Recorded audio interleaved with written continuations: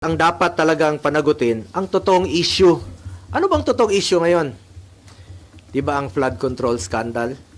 Mga ghost projects, mga anomalous projects, mga substandard projects. Yun naman po ang issue ngayon eh. Huwag tayong lumihis sa katotohanan. Napapansin ko parang naiba na po ang narrative. Parang meron ng script, no? Na sinusunod o playbook. As a Filipino, I am urging the ICI, the Ombudsman, and the DPWH to seek the truth. Tumbukin lang po yung katotohanan. Maniwala kayo o sa hindi, pag nagkamali kayo dyan, mas gugulo po ang bayan. Magulo na po ngayon, mas gugulo po ang bayan. Magagalit po ang tao niyan. Magulo talaga ito. Pakiusap ko lang po muli. Tumbukin lang po yung katotohanan. Seek the truth.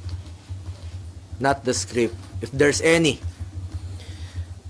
Ito ay isa po itong diversionary tactic para ilihis ang atensyon ng taong bayan sa tunay na mga issue. Klaro naman eh.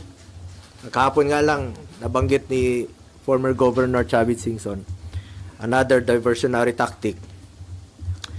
Ang talamak po ngayon na korupsyon, talamak ang korupsyon ngayon sa kasalukuyang gobyerno. At ang dapat talagang panagutin, ang totoong issue. Ano bang totoong issue ngayon? Di ba ang flood control scandal? Mga ghost projects, mga anomalous projects, mga substandard projects, yun naman po ang issue ngayon eh. Huwag tayong lumihis sa katotohanan. Napapansin ko, talagang merong gumugulo eh. Merong nasa likod nito na ginugulo lang po yung katotohanan. But I am one with the Filipinos in this crusade and fight against corruption. Kasama niyo po ako rito. Labanan po natin ito. Kulong po natin ang mga kurakot at mga magnanakaw.